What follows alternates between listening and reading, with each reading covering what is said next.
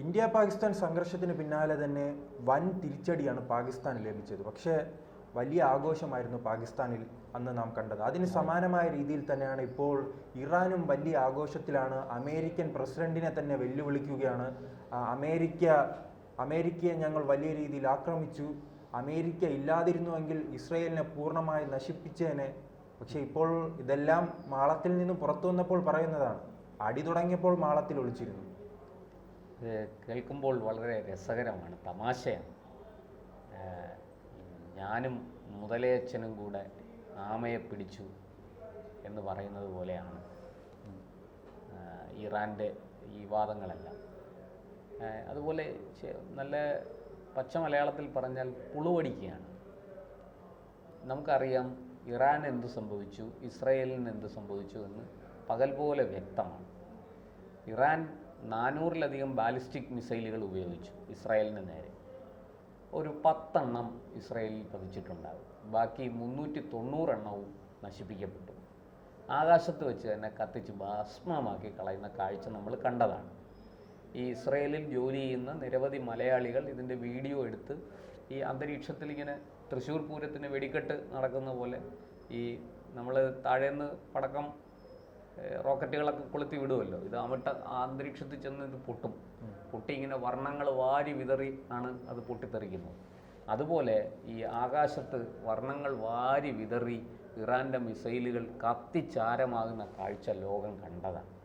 പിന്നെ ഇവരെന്താണ് ഈ ഇറാൻ്റെ പരമോന്നത ആത്മീയ നേതാവ് പറയുന്നത്? ഈ ആത്മീയ പദവിയിലിരിക്കുന്നയാൾ ഈ കള്ളം പറയാൻ പാടുണ്ടോ? ഇത്തരത്തിലുള്ള വ്യാജമായ വാർത്തകൾ പ്രചരിപ്പിക്കാൻ പാടുണ്ടോ? വലിയ നാശനഷ്ടങ്ങൾ ടെഹ്റാനിൽ ഉൾപ്പെടെ ഉണ്ടായി. ഈ അമേരിക്ക കയറി ആക്രമിച്ചു. തിരിച്ച് അമേരിക്കയുടെ ഗൾഫ് രാഷ്ട്രങ്ങളിലെ സൈനിക ബേസുകളെല്ലാം ആക്രമിക്കുമെന്ന് ഇറാൻ ഭീഷണിപ്പെടുത്തി. പക്ഷേ അതിനൊരു ശ്രമവും നടത്തി. ഈ നമുക്കറിയാം ഖത്തറിന് നേർക്കായിരുന്നു ആ ആക്രമണം. പക്ഷേ അത് വിജയിച്ചില്ലെന്നുള്ള കാര്യം എല്ലാവർക്കും അറിയുന്നതല്ലേ. ഇപ്പോഴും ആ ബേസ് അവിടെ ഇസ്രയേലിൻ്റെ തന്നെ ഒരു ഉന്നത പദവിയിലിരിക്കുന്ന ഒരു മന്ത്രി തന്നെ പറയുകയാണ്, ഞങ്ങൾക്ക് ഖമേനിയെ കൊല്ലണമെന്നുണ്ടായിരുന്നു, പക്ഷെ അതിന് സാധിച്ചില്ല. അതിന് കാരണമായി അവർ ചൂണ്ടിക്കാട്ടുന്നത് ഈ പുതിയ സേനാ മേധാവി അവർ തുടക്കം തന്നെ കൊന്നിരുന്നല്ലോ, പുതിയ സേനാ മേധാവിയുമായുള്ള എല്ലാ ബന്ധവും വിച്ഛേദിച്ച് അദ്ദേഹം ഒളിവിൽ പോവുകയാണ്. അങ്ങനെ അവർ തമ്മിലുള്ള ഇസ്രയേലിനെ കണ്ടെത്താൻ കഴിയുന്നില്ല. അതെ, ഈ ആയത്തുള്ള അലി ഖമനേയി സംഘർഷം ആരംഭിച്ച് മണിക്കൂറുകൾ കഴിഞ്ഞപ്പോൾ നേരെ കുടുംബസമേതം ബങ്കറിൽ ഒളിക്കുന്ന കാഴ്ചയാണ് ലോകം കണ്ടത്. ആരുമായിട്ട് ഒരു ബന്ധം? അതെ, ആരുമായിട്ട് ഒരു ബന്ധമില്ല. അദ്ദേഹം വലിയ വീരവാദമൊക്കെ അടിച്ചു, ഞങ്ങൾ അങ്ങനെ ചെയ്യും ഇങ്ങനെ ചെയ്യും. അദ്ദേഹത്തിൻ്റെ ബ്ലോഗറായിട്ട് ഒരു ഇസ്രയേലി ചാര വനിത വന്ന് ജോലി എടുത്തിട്ട് പോയി. അതുപോലും തിരിച്ചറിയാൻ പറ്റിയിട്ടില്ല. കാതറിൻ, ഒരു ഫ്രാൻസിൽ ജനിച്ച ജൂത വനിതയാണ് അവർ വാസ്തവത്തിൽ ഇസ്രായേലിൻ്റെ ചാരസംഘടനയായ മൊസാദിൻ്റെ ഒരു ഒരു പ്രവർത്തകയാണ്. മൊസാദിൽ പ്രവർത്തിക്കുന്ന ഒരാളാണ്. അങ്ങനെയുള്ള ഒരു സ്ത്രീ വന്ന് ഇവരുമായിട്ട് സൗഹൃദം സ്ഥാപിച്ച് സർക്കാരിലെ ഉന്നത ഉദ്യോഗസ്ഥരും ഉന്നത മന്ത്രിമാരും ഒക്കെ ആയിട്ട് ബന്ധം സ്ഥാപിച്ച് പതുക്കെ നുഴഞ്ഞു കയറി ആയത്തുള്ള അലി ഖമനേയിയുടെ ബ്ലോഗ് കൈകാര്യം ചെയ്യുന്ന തലത്തിലേക്ക് ഉയർന്നു. അവരവിടെ ഇരുന്ന് അവർ ചെയ്യാനുള്ളതെല്ലാം ചെയ്ത് അവരുടെ ആവശ്യം കഴിഞ്ഞതും അവരവിടുന്ന് മുങ്ങി, അവിടുന്ന് പോയി കഴിഞ്ഞപ്പോഴാണ് അവരെക്കുറിച്ചുള്ള അന്വേഷണത്തിൽ ഇപ്പോഴിതാ ചില വെളിപ്പെടുത്തലുകൾ ഇസ്രയേലിൻ്റെയും അമേരിക്കയുടെയും ഒക്കെ ഭാഗത്തുനിന്ന് തന്നെ വരുന്നു. ഈ കാതറിൻ ഒരു ഇസ്രയേലിൻ്റെ ചാര വനിതയായിരുന്നു എന്നുള്ളത്. അപ്പോൾ ഇതൊക്കെ ഈ ഇറാൻ്റെ കഴിവുകേടിനെയാണ് സൂചിപ്പിക്കുന്നത്. ടെക്നോളജിയിൽ, സാങ്കേതിക വിദ്യയിൽ ഇറാൻ ഇസ്രയേലിൻ്റെ അടുത്തെങ്ങും എത്തില്ല. ഇസ്രയേലിനെ കുറിച്ച് ഞാൻ കഴിഞ്ഞ ദിവസം ഒരു വാർത്ത വായിച്ചത്, ഈ പറയുന്നത് പോലെ ജൂതന്മാർ മടങ്ങിയെത്തി ഈ വിശുദ്ധ രാജ്യം സ്ഥാപിക്കുന്നതിന് മുമ്പ് ആ പ്രദേശം വെറും കല്ലും മണ്ണും മണലാരണ്യമായിരുന്നു. ഒരു പുൽനാമ്പ് പോലും, കള്ളിമുൾ ചെടി പോലും അവിടെ വളരാത്ത സാഹചര്യമായിരുന്നു എന്നാണ് അവർ പറയുന്നത്. ഇന്നത് പച്ചപ്പ് നിറഞ്ഞ ഭൂമിയാണ്. അതിനെ അങ്ങനെ ആക്കിയെടുക്കാൻ ഇസ്രായേൽ ഭരണകൂടങ്ങൾക്ക് സാധിച്ചു. അവരുടെ പ്രയത്നം വിജയിച്ചു എന്ന് വേണം നമ്മൾ പറയാൻ. അങ്ങനെയുള്ള സാങ്കേതിക വിദ്യയിൽ വളരെ മുന്നിട്ട് നിൽക്കുന്ന ഇസ്രായേലിനെ, അമേരിക്ക പോലെയുള്ള രാജ്യങ്ങൾ പിന്താങ്ങുന്ന ഇസ്രായേലിനെ എന്താക്രമിച്ചു എന്നാണ് പറയുന്നത് ഇറാൻ? ഈ പറയുന്നതിനകത്ത് എന്തെങ്കിലുമൊക്കെ യുക്തി വേണ്ടേ? ചുമ്മാ വെറുതെ അങ്ങ് പറഞ്ഞാൽ മതിയോ? ശരി, നിങ്ങൾ ആക്രമിച്ചു, ഇസ്രായേലിൽ എന്തൊക്കെ നാശങ്ങൾ നിങ്ങൾ ഉണ്ടാക്കി, എന്തൊക്കെ നഷ്ടങ്ങൾ ഇസ്രായേലിന് സംഭവിച്ചു, ഏതൊക്കെ മേഖലകളിലാണ് നിങ്ങൾ ആക്രമണം നടത്തിയത്, എത്ര ഉയർന്ന ഉദ്യോഗസ്ഥർ പട്ടാളക്കാരടക്കം മരിച്ചു, എന്നൊന്നും ഒരു ഉത്തരവുമില്ല. അതേസമയം ഇപ്പുറത്ത് ഇറാൻ്റെ 14 ആണവ ശാസ്ത്രജ്ഞർ കൊല്ലപ്പെട്ടു. 6 or 7 ആണ് ഇറാൻ അംഗീകരിക്കുന്നത്, ബാക്കിയുള്ളവരുടെ കാര്യത്തിൽ മിണ്ടുന്നില്ല. പക്ഷേ ബാക്കിയുള്ളവരുൾപ്പെടെ കൊല്ലപ്പെട്ടു എന്നാണ് ഇസ്രയേൽ അതിൻ്റെ പത്രക്കുറിപ്പിൽ പറയുന്നത്. ഇസ്രയേൽ വെറുതെ വീൺവാക്ക് പറയില്ല, നമുക്കറിയാം. അതുപോലെ തന്നെ മുതിർന്ന സൈനിക കമാൻഡർമാർ ഒന്നൊന്നായിട്ട് കൊല്ലപ്പെട്ടു. ഒരാൾ കൊല്ലപ്പെട്ട ആ സ്ഥാനത്തേക്ക് അടുത്ത ആൾ വരുന്നു, ഒരു 2 ആഴ്ച തികച്ചിരിക്കുന്നില്ല, അതിനു മുമ്പ് ആ ആൾ കൊല്ലപ്പെടും. ഇനി ഈ ഡ്രോൺ ഉപയോഗിച്ചുള്ള ഇറാൻ്റെ ആക്രമണങ്ങൾ, മിസൈൽ ഉപയോഗിച്ചുള്ള ആക്രമണങ്ങൾ, ഇതെല്ലാം തകർത്ത് തരിപ്പണമാക്കി. ഇത് ഇസ്രായേലിന് വേണ്ടി ചെയ്തത് ജോർദാൻ എന്ന് പറയുന്ന സുന്നി മുസ്ലിം രാഷ്ട്രമാണ്. ഈ ജോർദാൻ ഇസ്രായേലിനും ഇറാനും ഇടയ്ക്ക് കിടക്കുന്ന ഒരു രാഷ്ട്രം കൂടിയാണ്. അതുകൊണ്ട് തന്നെ ഈ ജോർദാൻ്റെ ഈ യുദ്ധത്തിലെ പങ്ക് സത്യത്തിൽ വളരെ വലുതാണ്. പക്ഷെ അത് പുറത്ത് ചർച്ച ചെയ്യുന്നില്ല. ഈ ഇസ്രായേലിന് വേണ്ടിയിട്ടാണ് ജോർദാൻ ഇത് ചെയ്തത്, അല്ലാതെ ഇറാന് വേണ്ടിയിട്ടല്ലല്ലോ.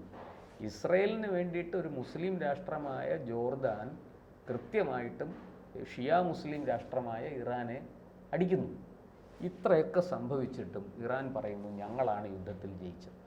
അമേരിക്ക അവരുടെ 3 ഇത് തകർത്തു, ആണവ കേന്ദ്രങ്ങൾ തകർത്തു.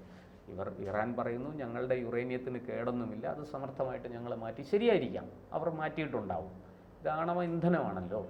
പക്ഷേ ആ ആണവ എന്താ പറയുക, ആ വസ്തു, ഈ യുറേനിയം എന്ന് പറയുന്ന ആ മെറ്റൽ, അതൊരു മെറ്റൽ ഇനത്തിൽപ്പെടുന്ന, ലോഹ ഇനത്തിൽപ്പെടുന്ന ഒരു സാധനമാണ്. ഈ ആണവ വികിരണം അതിൽ നിന്നുണ്ടാകുന്ന ഒരു വസ്തുവാണ്.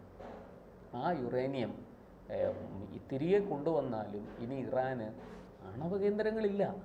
ഈ ആണവ കേന്ദ്രങ്ങൾ ഉണ്ടെങ്കിലേ ഇവർക്ക് ആണവ ബോംബ് നിർമ്മിക്കാൻ സാധിക്കുകയുള്ളൂ. സമാധാന ആവശ്യത്തിന് വേണ്ടി ആണവോർജം ഉപയോഗിക്കാം. അതിനുള്ള കരാറിൽ നിന്ന് ഏകപക്ഷീയമായിട്ട് അമേരിക്കയും പിന്മാറിയിരിക്കുകയാണ്. ലോകരാഷ്ട്രങ്ങളൊന്നും തന്നെ അതിനെ അംഗീകരിച്ചിട്ടില്ല. പിന്നെ ഇറാൻ എന്ത് ചെയ്യും? ഈ പറയുന്നത് പോലെ ഏതെങ്കിലും ഒരു ലോകശക്തിയുടെ സഹായത്തോടു കൂടിയല്ലേ മുന്നോട്ട് പോകാൻ പറ്റുള്ളൂ. ഇപ്പോൾ റഷ്യ അവർക്ക് ചില സഹായങ്ങളൊക്കെ ഓഫർ ചെയ്ത് വന്നിട്ടുണ്ട് എന്ന് വാർത്തകൾ പുറത്തു വരുന്നു. അങ്ങനെയെങ്കിൽ നല്ലത്.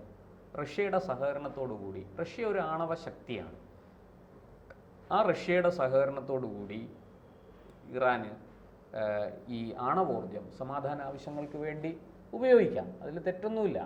പക്ഷെ ആണവ ബോംബ് നിർമ്മിക്കുന്നതിനെതിരെയാണ് ഇസ്രയേലും അമേരിക്കയും രംഗത്ത് വന്നത്.